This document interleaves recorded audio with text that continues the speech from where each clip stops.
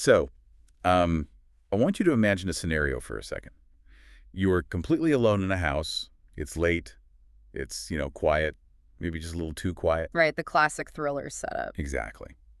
And you're sitting in the living room reading, and suddenly the lights around you, and these are like old, hissing, gas-powered lamps fixed to the walls, they start to flicker.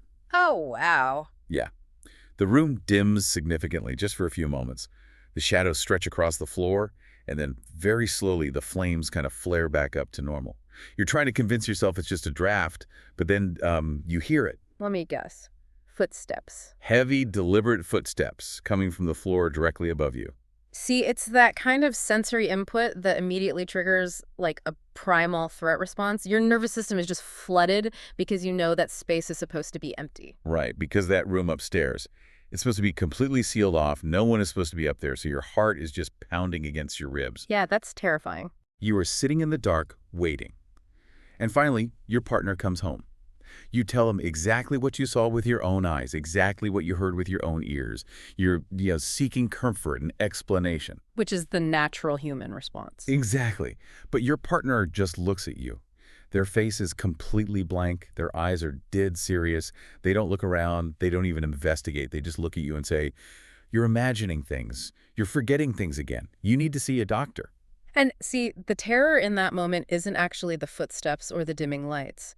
The true terror is the sudden, chilling isolation of realizing the person you trust most is looking at the same reality you are and telling you that your mind is broken. Yeah. It strikes at the fundamental human fear of, like, losing our grip on reality. It's such a terrifying image. And I should probably clarify before we go any further that I am not setting up a true crime story for you today. Right. What I just described is actually the central plot of the classic 1944 Hollywood film, Gaslight. It starred Ingrid Bergman, who played Paula, the woman experiencing this whole nightmare. Such a brilliant performance, too. Oh, absolutely. But the reason we are doing this deep dive today isn't to review a vintage black and white thriller. We are looking at this because this cinematic fiction maps onto real, everyday human behavior with such, devastating accuracy that psychologists actually borrowed the name of the film. Yeah, and it's rare, honestly, for clinical psychology to lift its terminology directly from pop culture. But the behavioral pattern depicted in that film was so precise, so insidious, that it provided a necessary framework for something practitioners were seeing constantly in their patients. And the scale of this behavior is what completely floored me when I was looking through our sources today. We have a statistic here, 48%. Yeah, it's wild. Nearly 1 in 2 adults globally have experienced this exact form of psychological manipulation in an intimate relationship. 48%. We are talking about, half the population walking around us sitting next to you on the train, or maybe even you listening to this right now, who have had someone look them in the eye and systematically deny their reality. Which is why we really need to move the conversation far beyond social media buzzwords. I mean, the term has been heavily diluted online Well, lately. for sure, everything is gaslighting now. Right. People use it to describe, like, someone disagreeing with a friend over a text message or an ex-partner remembering a vacation differently. But what we are examining today is firmly rooted in peer-reviewed science. It's a highly documented, deeply researched pattern of deliberate psychological harm. And our mission today is to look at the hard psychological research behind exactly why victims of this manipulation actually lose the ability to trust their own memories. We want to understand the physical cognitive breakdown of memory trust. Because we're not just talking about feeling sad or having low self-esteem after a bad relationship. Exactly. We are talking about the architecture of human perception. By the time we finish this material, you are going to understand the exact mechanics of how one human mind can systematically dismantle the internal reality of another. And, to understand the modern clinical data, we actually need to understand the cultural anatomy of the word itself. Yeah, let's unpack that. The origin story of the term provides this visual metaphor that makes an otherwise invisible, highly abstract psychological process entirely tangible. It really gives us the blueprint for the slow burn nature of this abuse. Let's go back to 1938. A British playwright named Patrick Hamilton wrote a stage play called Gaslight. And originally it was 2 words. It was set in Victorian London, and it followed a husband who was actively trying to convince his wife that she was going insane. And his motivation was entirely financial, right? Right. He wanted to steal her inheritance, and committing her to an asylum was just the easiest way to do it without her putting up a fight. But his method was diabolical because of its sheer simplicity. Right. He didn't, like, forge medical documents. No. He just sneaked out of their apartment, went up to the sealed, abandoned attic of the building at night, and turned on the gas lamps up there so he could search for hidden jewels. The physical reality of Victorian infrastructure is the crucial element here. Those buildings operated on shared gas lines. Right. So when he lit the lamps in the attic, he drew gas away from the rest of the building. The pressure dropped, which meant the lights downstairs, where his wife was sitting alone, would physically dim. Oh, wow. It was a measurable physical event happening in her environment. So she was experiencing a real phenomenon. The room gets darker, she hears the physical footsteps. She naturally confronts him about it when he returns. But here's the critical turning point in the story. When she brings it up, he doesn't just hide his actions. Right, he doesn't invent a logical excuse like, oh, the city's gas line must be acting up, or maybe there's a leak somewhere. Exactly. He looks straight at his wife, night after night, and says, the lights look perfectly normal to me. And the power of that specific denial is the core of the psychological violence. He isn't just lying to cover his tracks, he is weaponizing her own sensory perception against her. Yeah, that's so dark. By stating calmly that the lights are normal, he introduces a profound cognitive dissonance into her mind. She has the physical evidence of her own retinas. The room is darker. But her primary attachment figure, the person she trusts most in the world, is confidently asserting that her reality is false. And he doesn't just do it once. He repeats this tactic night after night, week after week. The repetition is what breaks the mind. Eventually, the brain has to resolve the intense conflict between the visual data it is receiving and the social data its trusted partner is providing. Because it just can't hold both. Exactly. The sheer exhaustion of holding two contradictory realities forces the brain to make a choice. And very often, to preserve the relationship, the brain chooses to override its own visual memory. It's just wild. And this concept was so haunting that it exploded into mainstream culture. Like, by 1944, Hollywood adapted it into the film we mentioned earlier. It was a massive sensation, nominated for 7 Academy Awards, and Bergman won Best Actress for her portrayal of Paula's psychological unraveling. The New York Times called it a superior psychological thriller. Yeah. But the most lasting cultural impact wasn't really the cinematic achievement, it was the vocabulary it provided to the public. The evolution of the term is such a fascinating study in cultural linguistics. Like, by the 1950s, everyday people were using the title of the film as a verb. Oh, really? That early? Yeah, you would hear casual conversations where someone would say, he gaslit her. It perfectly encapsulated a very specific feeling. And then by the 1960s, clinical psychologists realized that this everyday slang was doing a better job of describing the dynamic they were seeing in their therapy sessions than any existing medical jargon. So they just officially adopted it. They officially adopted it as formal clinical terminology, and its cultural saturation just continued to grow, eventually culminating in Merriam-Webster making it their word of the year in 2022.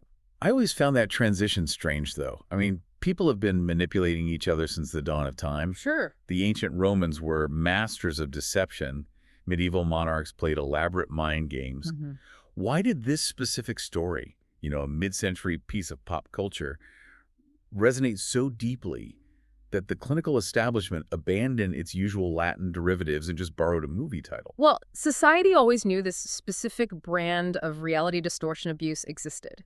We saw it happening in family dynamics, in marriages, in hierarchical workplaces, but the language we had for it was incredibly vague. Right, like driving someone crazy. Exactly. We used phrases like playing mind games or simply calling someone a liar. None of those terms capture the precise mechanics of what is actually happening.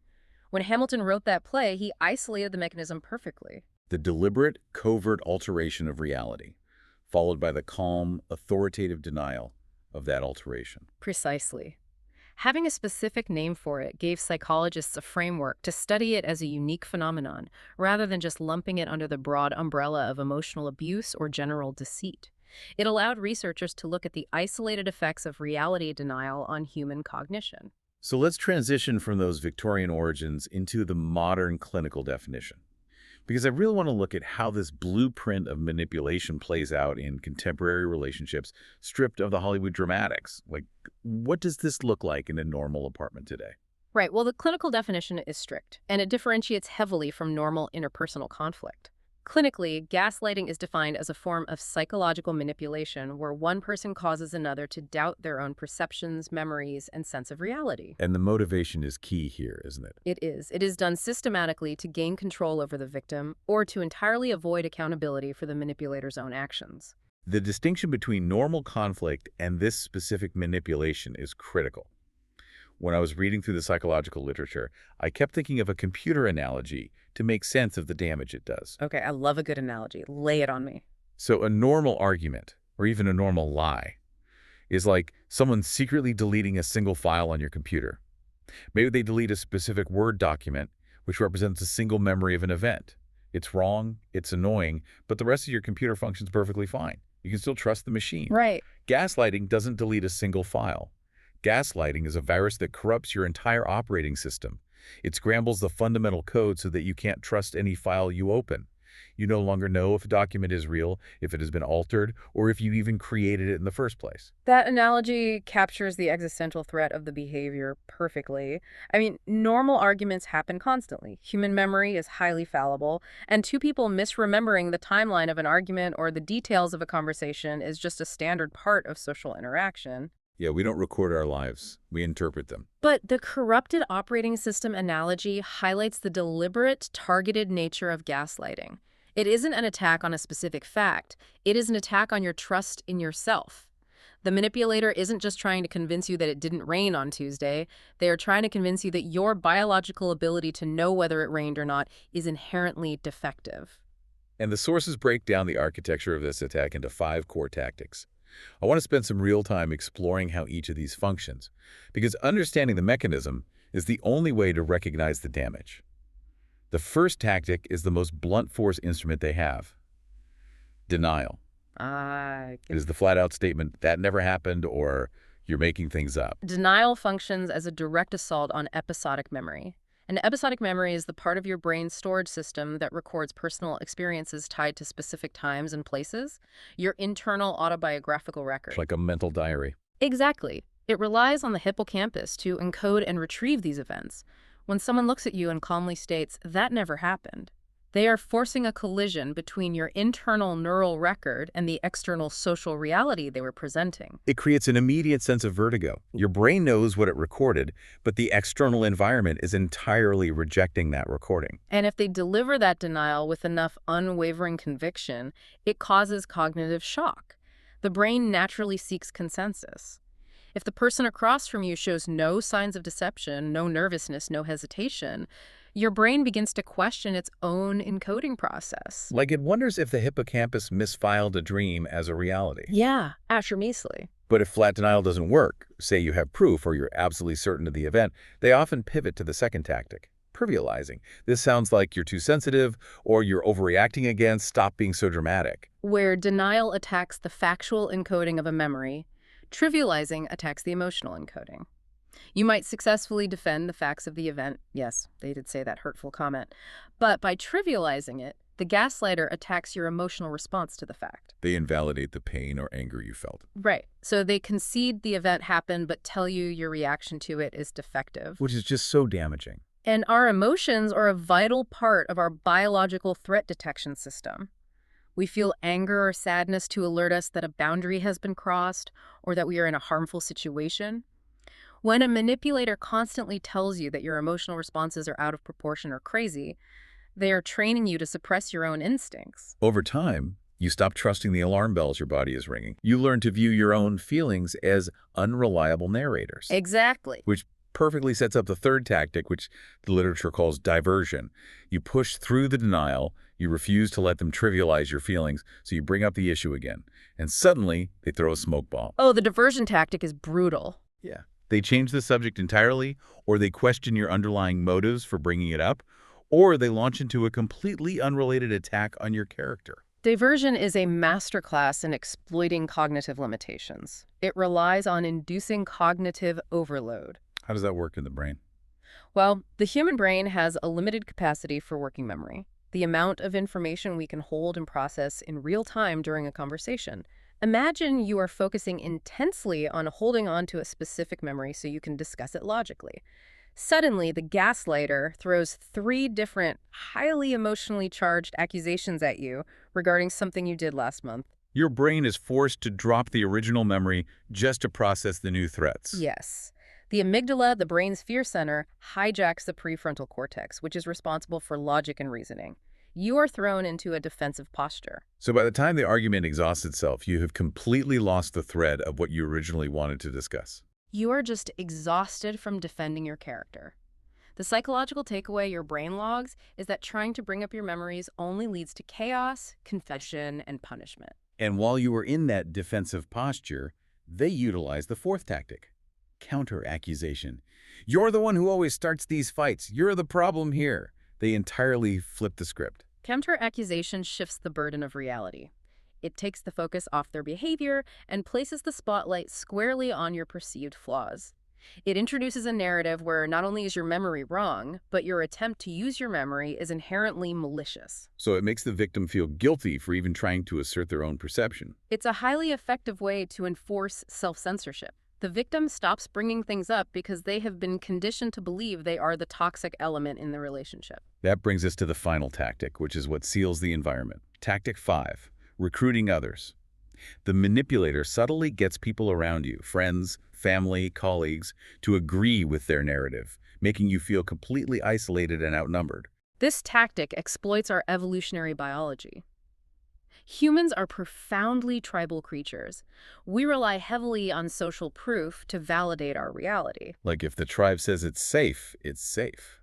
Right. If you see a threat but the rest of the tribe acts calm, your brain assumes you misread the threat.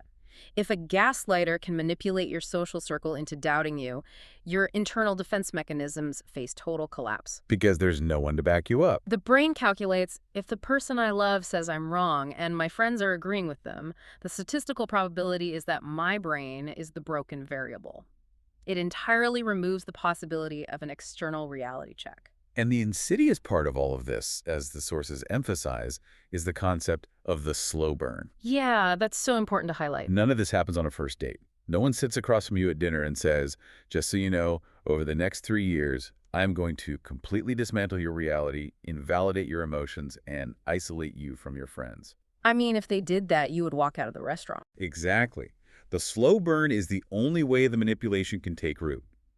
The reason victims stay is because the erosion of their reality begins as microscopic, almost imperceptible moments of doubt. A tiny denial about what time you agreed to meet. A slight trivialization of a joke that hurt your feelings. And these small moments compound over months and years. It is like a gradual, methodical conditioning process.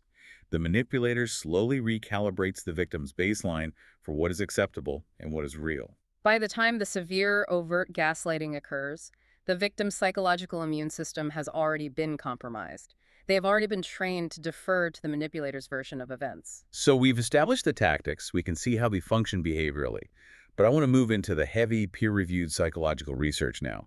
Because if these tactics seem so obvious when we lay them out in a clinical setting, why are they so devastatingly effective on the inside? Right. How does this process actually alter the biological machinery of a human being? Let's look at the data, because the statistics aggregated from recent studies are absolutely harrowing. They really paint a picture of profound, lasting psychological injury. We aren't just talking about a bad breakup.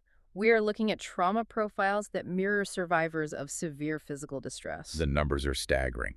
Among identified victims of gaslighting, 77% developed clinical anxiety. 72% experience a severe, sustained drop in self-worth. 57% develop symptoms consistent with post-traumatic stress disorder. And 35% of victims seriously consider ending their own lives because the psychological pain and confusion become unbearable. It's just devastating. But there is one specific metric in the data that I really want to zero in on, because it is the entire focus of our deep dive today. 60%. 60% of victims begin struggling with actual memory recall and significant cognitive functioning drops. That 60% statistic is what changes the entire conversation around emotional abuse. We naturally expect anxiety. We understand why someone would have low self-worth after being constantly criticized.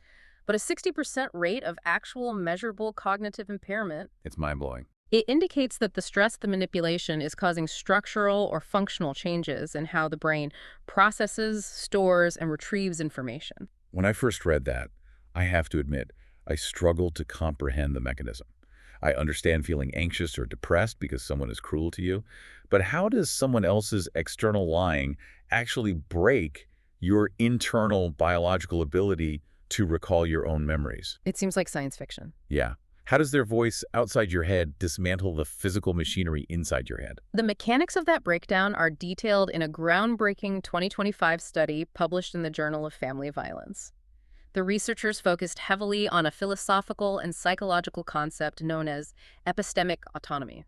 Understanding this concept is the key to understanding the 60% cognitive drop. So let's explore epistemic autonomy. What does that actually mean in the context of a human mind? Well, epistemology is the branch of philosophy concerned with knowledge, how we know what we know, and how we justify our beliefs. Autonomy, of course, refers to self-governance and independence. Okay, I follow. Therefore, your epistemic autonomy is your fundamental inherent ability to be a reliable witness to your own life. It is your brain's baseline confidence that when it retrieves a memory, that memory represents valid, actionable data. Gaslighting is not an argument over facts. It is a sustained, targeted assassination of that specific autonomy. So when the manipulator repeatedly attacks that autonomy, using the tactics we discussed, denial, diversion, trivialization, what is physically happening in the victim's brain during the retrieval process? The brain is, at its core, a highly efficient prediction and survival machine. It seeks to minimize pain and use energy efficiently. Think about the basic principles of behavioral conditioning, like Pavlovian responses. Right. If every single time your brain retrieves a memory and you voice it, your environment, meaning your partner, punishes you for it by starting a screaming match, telling you you're crazy, or withdrawing affection, your brain starts to associate the act of memory retrieval with intense emotional pain and relational conflict. Oh, wow. So it's conditioning the brain to fear its own data. Exactly. Through repeated exposure to this punishment, the brain effectively learns to stop trusting its own retrieval process. The memories aren't necessarily physically deleted from the hippocampus. Rather, the brain starts tagging its own memories as unreliable, dangerous data. Because accessing them causes pain. Right. It learns that accessing this data threatens the survival of the relationship.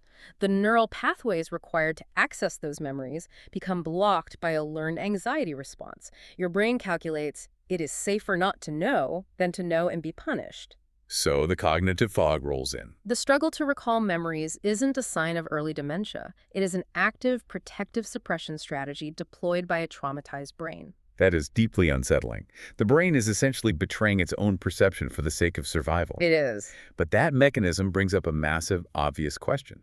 If the brain is experiencing this much stress, this much pain from the cognitive dissonance, why doesn't the victim just reject the false reality? Why not look at the partner, recognize the manipulation, say you are lying, and walk out the door? To understand that barrier, we have to look at another piece of research, a 2025 peer-reviewed study from Frontiers in Psychology.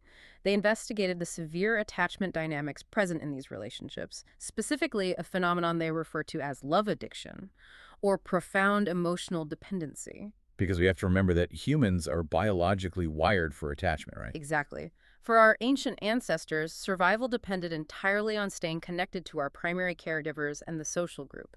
Isolation meant death. So the desire to stay in the relationship isn't a character weakness. It is a deeply ingrained biological imperative. Yes. When the person gaslighting you is also the person you're most deeply attached to, your brain is forced into an impossible, agonizing dilemma. Option A is to accept that your partner is a manipulator who is intentionally causing you psychological harm. Which means the attachment has to be severed. Right, which will lead to profound emotional devastation, grief, and the terrifying prospect of isolation. Option B is to accept that you are the problem, that your partner loves you, but your memory is just faulty and your mind is unreliable. And option B, as destructive as it is to the self, preserves the relationship. Exactly. Option B keeps the attachment intact. The human mind possesses an incredible capacity to rationalize.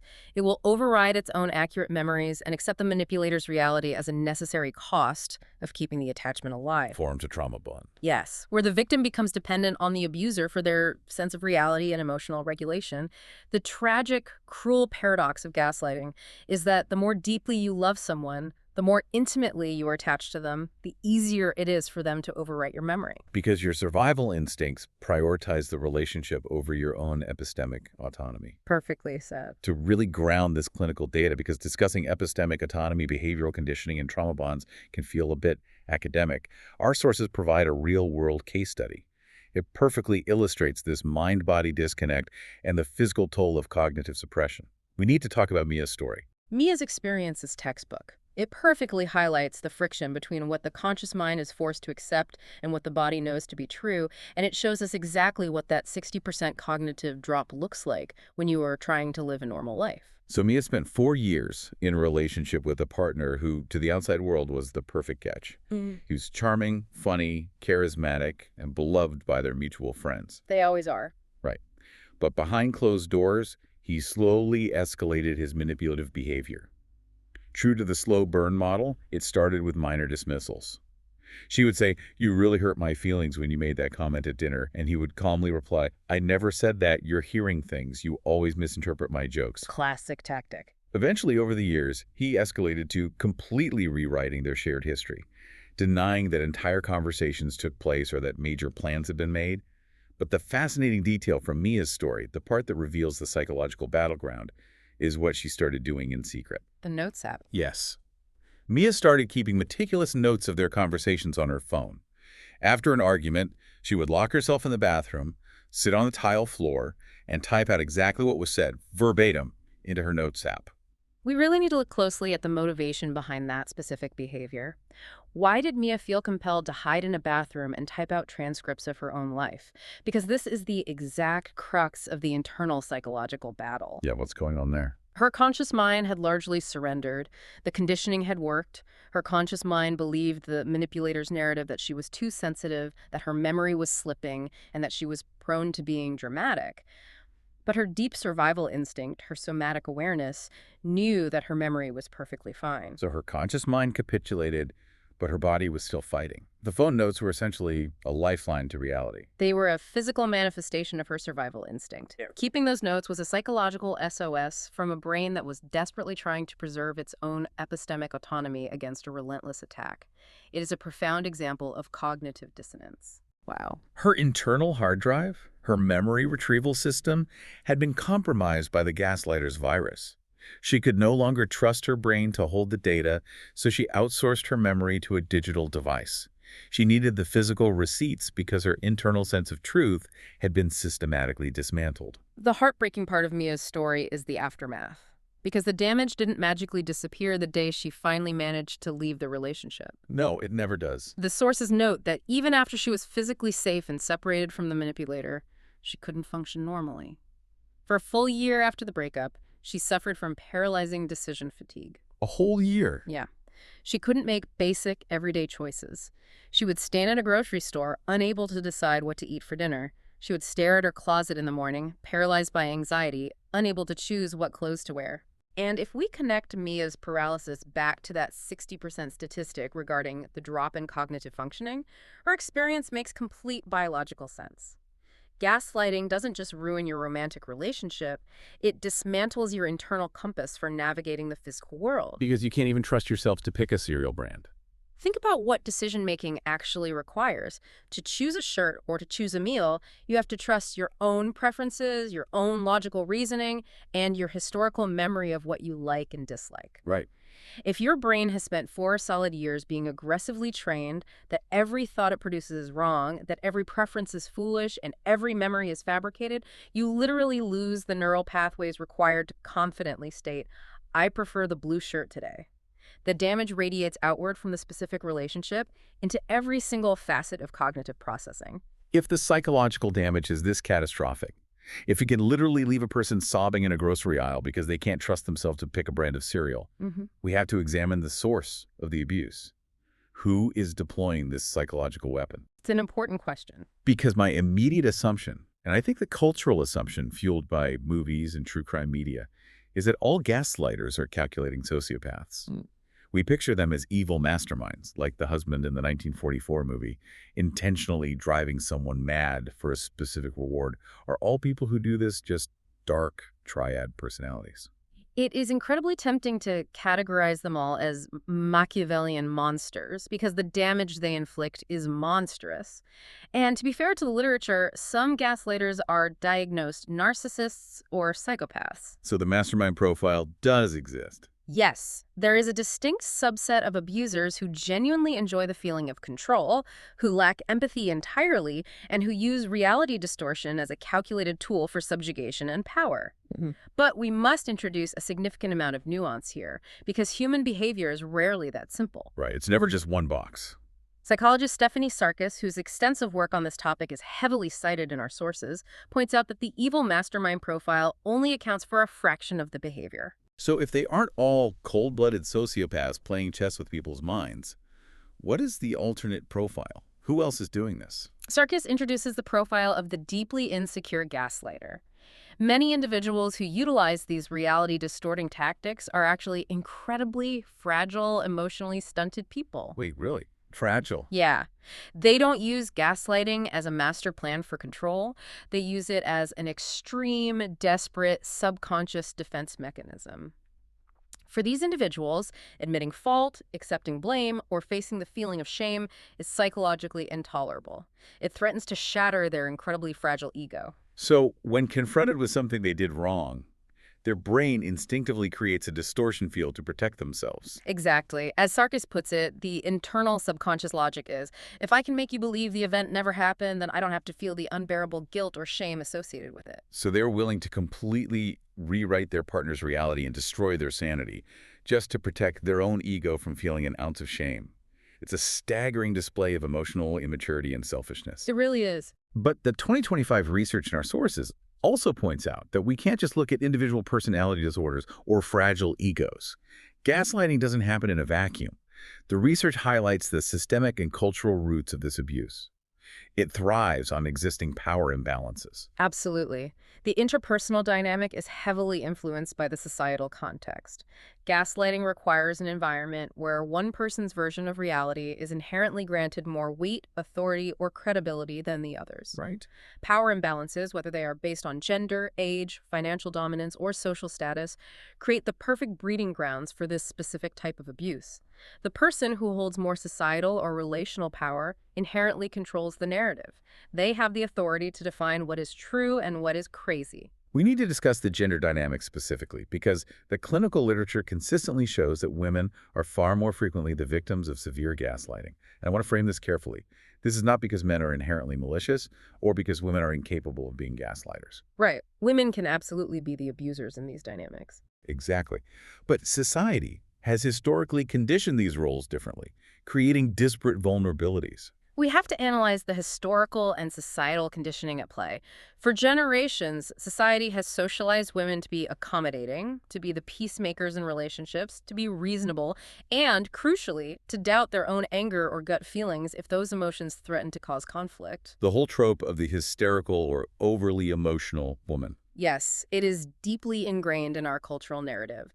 This historical conditioning creates a pre-existing vulnerability in a woman's epistemic autonomy. If the culture has already taught you to second-guess your anger, to view your strong emotions as irrational, and to defer to a male partner's logic, a gaslighter doesn't have to break down the door to your reality. They simply have to walk through a doorway that societal conditioning has already left unlocked. Beautifully put, yes. It's the intersection of systemic cultural conditioning and intimate interpersonal abuse. It makes the manipulation that much harder to recognize because the abuser's voice sounds eerily similar to the cultural messages the victim has heard their whole life. Exactly. So, we've diagnosed the disease, we've explored the Victorian origins, the brutal psychological mechanics, the conditioning of the brain, and the profiles of the people deploying it. Now, we need to focus on recovery. The most important part. If a listener recognizes themselves in Mia's story or in these statistics, how do they build a defense? How do we reclaim our reality from someone who is actively trying to erase it? The paradox of recovery is that recognizing the abuse is the most difficult step because the very nature of gaslighting is designed to keep the victim blind to the fact that they are being manipulated. But the psychological research provides us with very clear internal warning signs, somatic and cognitive red flags that indicate you are in a reality distortion field. Let's walk through those internal warning signs. These are the feelings you need to pay attention to in your own life. You might be experiencing gaslighting if you find yourself constantly apologizing to your partner, even when you aren't entirely sure what you did wrong. A huge red flag. You might notice a pervasive sense of brain fog, confusion, or profound emotional exhaustion, specifically after interactions with this one person. You might catch yourself constantly making excuses for their behavior to your friends or family, trying to justify their actions. And most importantly, you live in a constant state of second-guessing your own perceptions, wondering if your memories are accurate or if your feelings are justified. If you are experiencing that cluster of symptoms, your epistemic autonomy is under heavy attack. But the research also provides a definitive roadmap out. There are research-backed defense strategies designed to halt the cognitive erosion and begin the process of rebuilding trust in your own mind. So what's step one? The first crucial action is to document everything. We saw how effective this was in Mia's story. If you feel your reality slipping, start keeping records. Write down conversations in a journal, send yourself emails with timestamps, or use your phone's Notes app. Keeping notes about your daily interactions might feel strange, and the manipulator will certainly tell you it's paranoid if they find out, but it is not paranoia. It is an act of cognitive rebellion. Yes. It provides actual, tangible evidence for your own brain. When the gaslighter says, "We never agreed to that," you can look at a timestamped note and anchor your epistemic autonomy in the physical world. The second vital strategy is to break the isolation. Gaslighting functions dynamically, almost identically to a cult. It requires a closed, strictly controlled ecosystem to work effectively. The manipulator needs to be the sole arbiter of truth in your life. By speaking to outsiders, a trusted friend, a family member, or a colleague who is not under the manipulator's influence, you introduce an external reality check into the closed system. When a neutral third party listens to your experience and says, "No, you aren't crazy, what they said to you is completely unacceptable," it severely cracks the foundation of the gaslighter's narrative. The third strategy focuses on the mind-body connection. Trust your body. I find this one incredibly powerful because it bypasses the confused, conditioned, conscious mind entirely. We discussed the neuroscience of threat detection earlier, right? Yes. Your physical body often registers the danger of manipulation long before your conscious mind is willing to accept that the person you love is hurting you. It is the somatic response. Your nervous system is highly evolved to detect subtle incongruities and threats. Like that feeling of your stomach dropping when they walk into the room? The physical sensation of constantly walking on eggshells, the inexplicable dread or tightness in your chest when you anticipate a conversation with them, that is your vagus nerve sounding an alarm. The gaslighter can manipulate your logic, they can twist your words, but they cannot manipulate your biological nervous system. So the strategy here is to stop ignoring the physical alarm bells. Precisely. The fourth action is to name it. There is an incredible, almost magical power in vocabulary.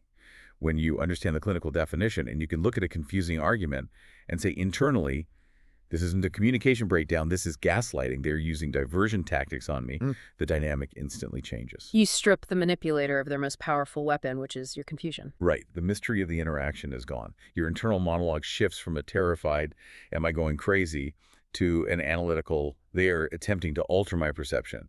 Categorizing the abuse isolates it. And finally, the most critical step for long-term recovery is to seek professional support. The 2025 review published in Psychology, Crime and Law analyzed the recovery trajectories of 235 survivors of severe gaslighting. And what did they find? Their conclusion was definitive and unambiguous.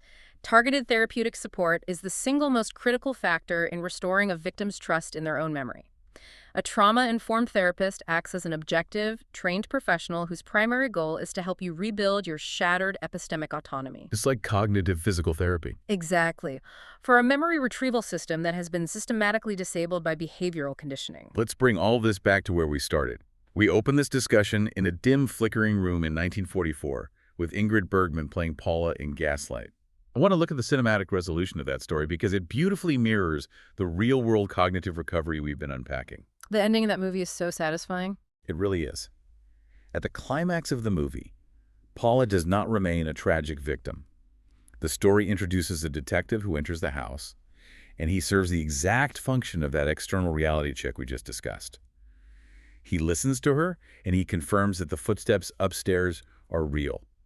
He confirms that the gas lamps are genuinely dimming. He provides the external validation that her internal data is accurate. He validates her epistemic autonomy. Exactly. And because of that validation, the ending provides this incredible catharsis. When Paula finally confronts the husband who has spent years torturing her mind, her reaction isn't what you might expect. She doesn't scream at him. She doesn't have a violent, hysterical breakdown. She's completely She calm. looks at the man who tried to destroy her, and she speaks with absolute terrifying clarity. She says, in effect, I know what I know, and I am not insane. That moment of quiet, immovable certainty is the perfect representation of what cognitive recovery looks like in the real world. Yeah. Real recovery is rarely an explosive cinematic argument where you finally force the gaslighter to admit what they did. Because, due to their own fragile egos, they likely never will admit it. Right. Recovery is simply the quiet return of your epistemic autonomy. It is the peaceful, solid realization that you are, and always have been, a reliable witness to your own life. If there is one thing you take away from our exploration of these sources today, let it be this. Your reality is real. Your memories, though human and imperfect, are valid data. Your emotional responses make sense. If there's a voice in your life, whether it's a partner, a family member, or a friend working overtime to convince you that your mind is a broken compass, recognize that behavior for the psychological threat that it is. Trust your eyes. Trust your body's alarm system. I want to leave you with one final thread to pull on, a broader implication of the research we've discussed today. We've spent this entire time analyzing the mechanics of interpersonal gaslighting, how one individual can systematically overwrite the memories and reality of another person in an intimate setting. We've seen how biologically vulnerable the human brain is to repeated denial, trivialization, and isolation. But take a step back and consider those mechanisms applied on a larger scale. Okay, this is an interesting thought. If the human mind can be conditioned to distrust its own memories simply because a trusted figure repeatedly denies the truth, what happens when these exact same tactics are deployed not by a romantic partner, but by a hierarchical boss, or by a massive, trusted institution, or by a societal structure at large? Oh, wow. If one single person has the power to alter your memory and dismantle your sense of truth, how profoundly vulnerable is our collective reality when the architect of doubt is the culture itself? It's a chilling thought. The exact same mechanisms of doubt weaponized on a grand societal scale. As you go back into your life, keep the lights on, trust your own eyes, and never let anyone convince you that the room isn't getting darker. We'll see you on the next Deep Dive.